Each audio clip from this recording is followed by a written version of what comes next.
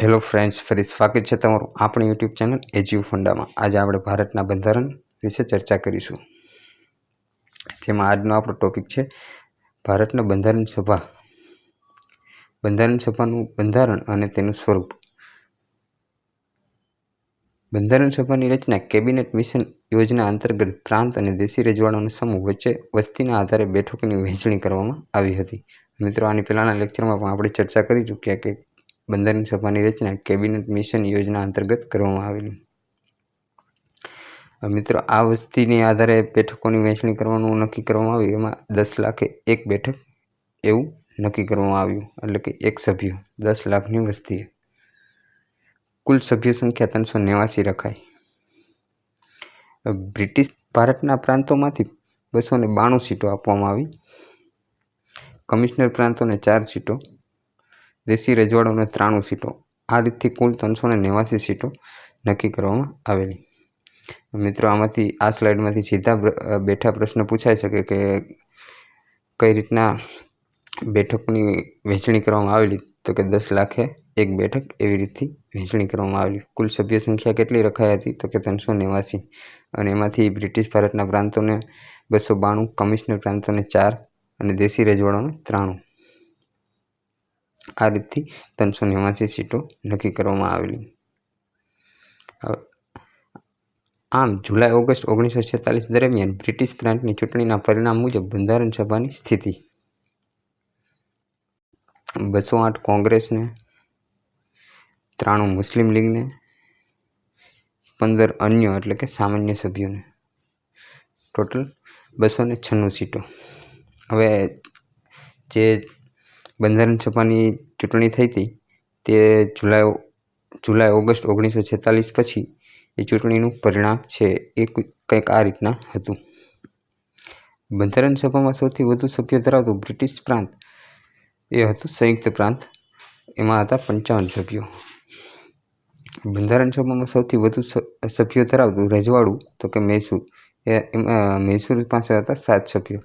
સૌથી મોટું રજવાડું પૂછે તો મૈસૂર, અને સૌથી મોટો બ્રિટિશ પ્રાંત પૂછે તો સંયુક્ત પ્રાંત, જેમાં હતા 55 સભ્યો। બંધારણ સભાની કાર્યવાહી 9 ડિસેમ્બર 1946ના રોજ બંધારણ સભાની પ્રથમ બેઠક મળી। મિત્રો, આ તારીખ બહુ મોસ્ટ આઈમ્પી છે, જે તમે યાદ રાખી લેજો। 9 ડિસેમ્બર 1946ના રોજ બંધારણ સભાની પ્રથમ બેઠક મળી। તેમાં ડૉક્ટર સચ્ચિદાનંદ સિન્હાને બંધારણ સભાના અસ્થાયી અધ્યક્ષ એટલે કે પ્રથમ અધ્યક્ષ બનાવ્યા। આ પહેલી બેઠકમાં શું શું કાર્યવાહી થઈ હતી, બીજી બેઠકમાં શું કાર્યવાહી થઈ અને ત્રીજી બેઠકમાં શું કાર્યવાહી થઈ, એ પણ મોસ્ટ આઈમ્પી છે। બીજી બેઠક એક દિવસ મૂકીને ત્રીજા દિવસે ભરાણી, એટલે કે 11 ડિસેમ્બર 1946ના રોજ બીજી બેઠકમાં ડૉક્ટર રાજેન્દ્ર પ્રસાદને બંધારણ સભાના પ્રથમ ચૂંટાયેલા અધ્યક્ષ બન્યા, અને બંધારણ સભાના સલાહકાર તરીકે BN રાવની નિમણૂક કરવામાં આવી। મિત્રો, પ્રથમ અધ્યક્ષ પૂછે, ખાલી અધ્યક્ષ પૂછે તો ડૉક્ટર સચ્ચિદાનંદ સિન્હા જ આવશે, અને પ્રથમ ચૂંટાયેલા એવો શબ્દ વાપરવામાં આવે તો એમાં આવશે ડૉક્ટર રાજેન્દ્ર પ્રસાદ, અને બંધારણ સભાના સલાહકાર તો કે BN રાવ। હવે ત્રીજી બેઠક 13 ડિસેમ્બર 1946ના રોજ મળી હતી, જેમાં નહેરુજી દ્વારા ઉદ્દેશ્ય પ્રસ્તાવ રજૂ કરાયો। આ ઉદ્દેશ્ય પ્રસ્તાવ રજૂ કરનાર તૈયાર કરનાર કોણ હતું, તો કે BN રાવ, અને રજૂ કરનાર હતા નહેરુજી, જવાહરલાલ નહેરુ। બંધારણ સભા દ્વારા ઉદ્દેશ્ય પ્રસ્તાવનો સ્વીકાર 22 જાન્યુઆરી 1947ના રોજ થયો હતો। આગળ જતા બંધારણની પ્રસ્તાવના એટલે કે આમુખ બની। મિત્રો, આ જ ઉદ્દેશ્ય પ્રસ્તાવ જે 22 જાન્યુઆરી 1947ના રોજ બંધારણ સભાએ એનો સ્વીકાર કર્યો, એનું જ બંધારણની પ્રસ્તાવના તરીકે આપણે અપનાવ્યું।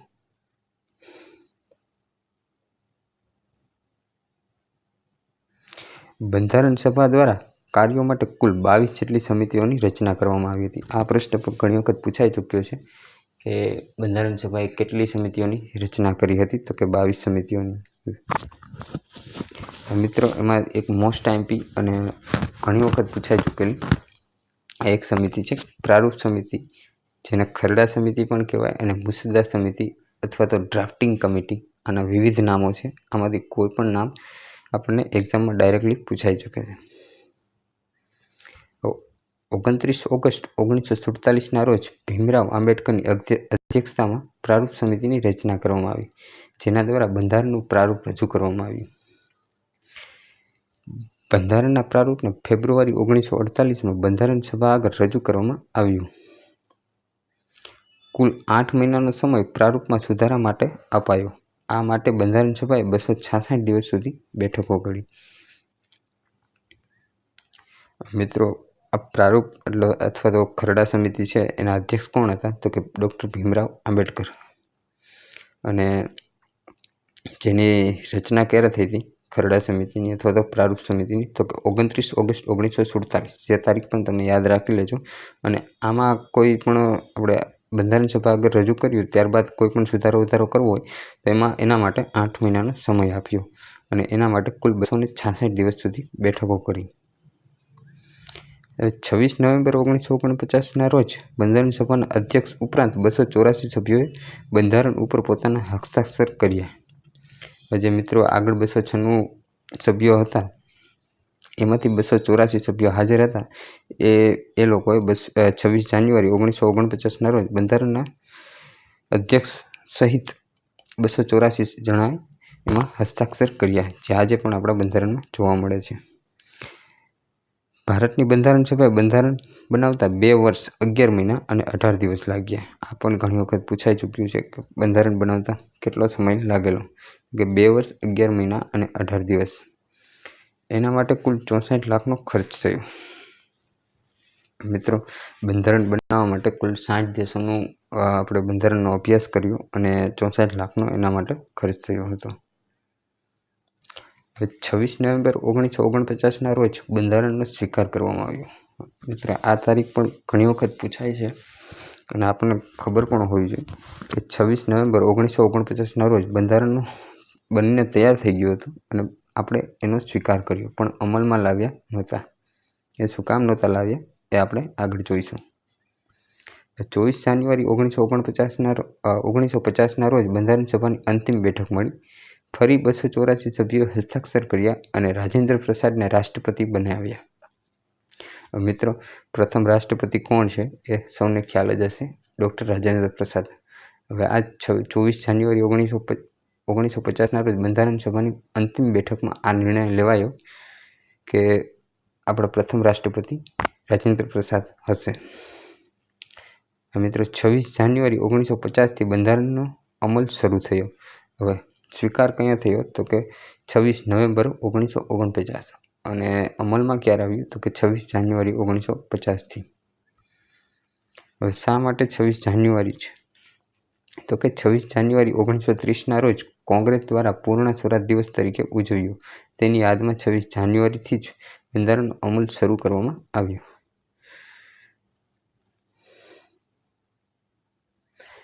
26 નવેમ્બરને કાયદા દિવસ તરીકે ઉજવવામાં આવે છે. એટલે કે જ્યારે આપણું બંધારણ તૈયાર થઈ ગયેલું હોય અથવા તો એનો સ્વીકાર કર્યો, એને આપણે કાયદા દિવસ તરીકે ઉજવીએ છીએ. મિત્રો, મહત્વની બીજી અન્ય સમિતિઓ જે પરીક્ષામાં ડાયરેક્ટલી પૂછાઈ શકે છે, તે આપણને ખ્યાલ પણ હોવો જોઈએ. સંઘ શક્તિ સમિતિ, જેના અધ્યક્ષ હતા નહેરુજી. સંઘ બંધારણ સમિતિ, એના પણ અધ્યક્ષ હતા જવાહરલાલ નહેરુ. પ્રાંતીય બંધારણ સમિતિ, જેના અધ્યક્ષ હતા સરદાર પટેલ. મૂળભૂત અધિકાર અને અલ્પસંખ્યક સમિતિ, જેના પણ અધ્યક્ષ હતા સરદાર પટેલ. રાષ્ટ્રીય ઝંડા સમિતિ, જેના અધ્યક્ષ હતા જેબી કૃપલાણી, જેની ચર્ચા આપણે આગળ પણ કરી છે. અને આ બધી મોસ્ટ એમપી સમિતિઓ છે અને એના અધ્યક્ષો છે, જે તમે યાદ રાખજો. પ્રારૂપ મુસદ્દા સમિતિ, આ એક બહુ જ મોસ્ટ એમપી સમિતિ છે, જેની આપણે આગળ ચર્ચા કરી અને એના અધ્યક્ષ હતા ડૉક્ટર ભીમરાવ આંબેડકર. હવે આ મુસદ્દા, પ્રારૂપ અથવા તો ખરડા સમિતિ, અને આવા વિવિધ નામોથી ઓળખાય છે, જેથી એક્ઝામમાં આવા અનેક પ્રકારના નામો આપણને જોવા મળે છે. એના સભ્યો, હવે એના અધ્યક્ષ કોણ હતા? તો કે ભીમરાવ આંબેડકર. અને એના બીજા સભ્યો હતા એન ગોપાલ સ્વામી આયંગર, અલ્લાદી કૃષ્ણ સ્વામી અય્યર, ડૉક્ટર કનૈયાલાલ મુનશી જે ગુજરાતી હતા। આ પણ પૂછાઈ શકે કે કનૈયાલાલ મુનશી નીચેનામાંથી કઈ સમિતિના અધ્યક્ષ હતા અને એમાં મુસદ્દા અથવા તો પ્રારૂપ ખરડા અથવા તો ડ્રાફ્ટિંગ કમિટી લખેલું હોય તો એની ઉપર ક્લિક આન્સર આપણો સાચો ગણાશે। સૈયદ મોહમ્મદ સાદુલ્લા,